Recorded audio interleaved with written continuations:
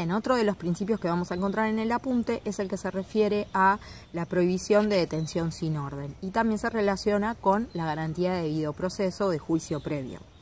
¿Qué significa la prohibición de detención sin orden? Para que una persona sea detenida es necesario que exista una orden escrita de un juez, que ese juez obviamente sea el juez natural, y a partir de ahí recién se va a poder privar de la libertad. Obviamente esa privación de la libertad va a tener límites temporales sobre los que vamos a trabajar más adelante y tampoco los jueces pueden dictar órdenes de detención sin ningún requisito, pero lo importante para que tomen ahora es que para que una persona sea privada de la libertad tiene que existir la orden escrita de un juez competente. La policía sin orden judicial no va a poder privar de la libertad a una persona, a excepción de que sea advertido que esa persona, sea advertido por la policía que esa persona está cometiendo un delito en ese momento concretamente, es decir, en flagrancia. Es decir, en ese momento la policía advierte y interviene para evitar que se concrete el delito, que las consecuencias sean más graves. Bien, ahora trabajamos sobre la garantía del principio de inocencia, que también es una garantía constitucional o un principio constitucional. ¿Qué dice nuestro principio de inocencia? Que todas las personas deben ser tratadas como inocentes hasta que se demuestre lo contrario. Bien, es una frase que seguramente escucharon en la tele, en las películas. Dice que ella es inocente hasta que se demuestre lo contrario. Baby, ya yo sé, ya me contaron. ¿Y qué significa? Significa que, ¿se acuerdan? Nuestra primera garantía sobre la que trabajamos es la garantía de juicio previo. Nadie puede ser castigado si no se dieron los pasos y el Estado no cumplió los pasos establecidos en la ley para llevar a una persona a juicio y para que sea finalmente condenado. Entonces, durante todo el tránsito del proceso penal, en la investigación, en el juicio, hasta el dictado de la sentencia, la persona debe ser tratada como un inocente. Y eso significa que no tiene que hacer nada para demostrar que es inocente, sino que quien tiene la carga de demostrar, quien tiene que hacer el trabajo de demostrar que esa persona acusada es culpable, es el Estado a través de un funcionario, un actor que está dentro del proceso penal, que es el fiscal. Bien, el fiscal es el que tiene que trabajar para demostrar que su acusado es la persona que cometió el delito y que existen las pruebas suficientes para que después sea condenado en un juicio. El imputado no está obligado a demostrar que es inocente y por eso debe ser tratado como inocente mientras exista el proceso penal hasta llegar a la sentencia firme de condena. Y con esto se conecta el otro principio constitucional que habla de la duda. Para que se dicte esa sentencia condenatoria tiene que existir certeza, ¿sí? Y esa certeza tiene que sobrepasar un estándar que es la duda razonable. Es decir, cuando se llega al momento de dictar sentencia, los jueces que van a dictar una sentencia condenatoria tienen que estar seguros, tienen que haber sobrepasado este límite de la certeza razonable para disponer que una persona es culpable y que dejó de ser inocente y que ya no va a merecer ese trato. Si los elementos con los que cuentan los jueces al momento de dictar sentencia, la prueba que estudiaron, que analizaron, no los convence de que esa persona es culpable, entonces están obligados por el principio de indubio pro reo a dictar la absolución. ¿Bien? ¿Qué significa el principio de indubio pro reo? Que en caso de duda, esa duda tiene que ser a favor del imputado. Entonces, al momento de dictar sentencia, los jueces se encuentran con que las pruebas que analizaron en el juicio no los logran convencer de la certeza de que esa persona es culpable, entonces están obligados, porque así lo manda la Constitución, a dictar su absolución, es decir, a que esa persona siga siendo considerada inocente de ese delito.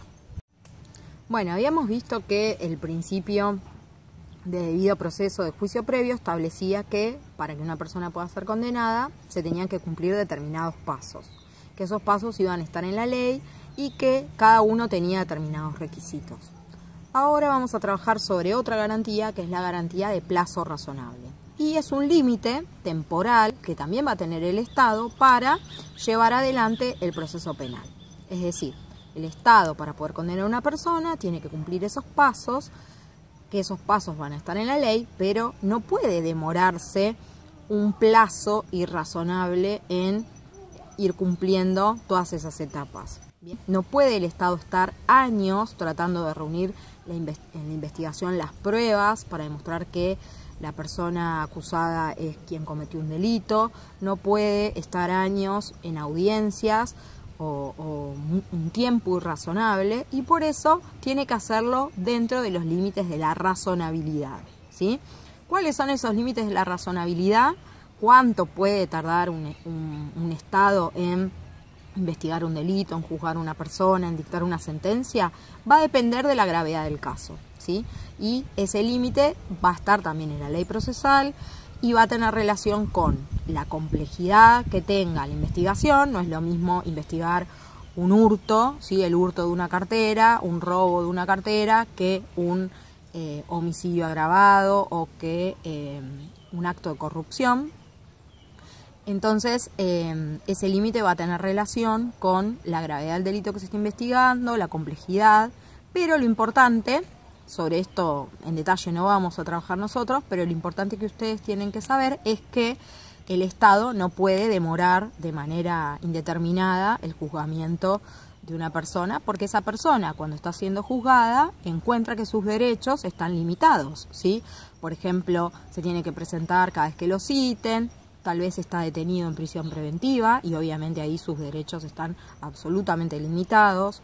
Entonces el Estado no puede llevar esa tarea de manera irresponsable o relajada, sino que tiene que hacerlo en un plazo reglado y razonable. La garantía de non bis in idem o ne bis in idem establece que una vez que una persona ha sido juzgada, no puede de nuevo ser juzgada por el mismo delito.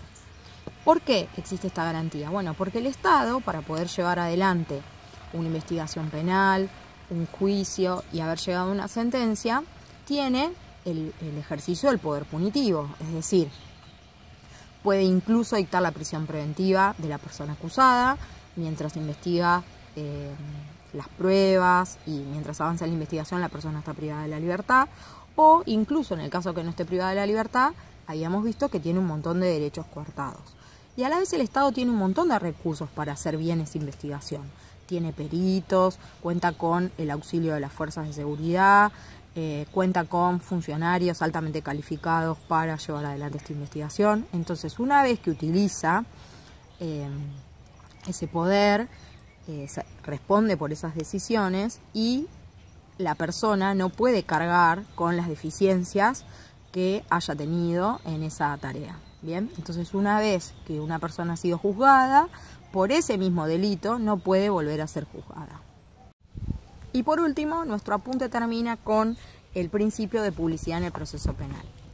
Bueno, habíamos visto, o si no lo vimos, lo traigo ahora a colación, que la garantía de juicio previo, la garantía de debido proceso, exige también que exista cierta participación popular en la administración de justicia. La mejor manera, la manera más ordenada de garantizar esta participación popular es a través del juicio por jurados, sobre el cual vamos a trabajar porque la provincia de Buenos Aires tiene regulado y se celebran juicios por jurados hace varios años.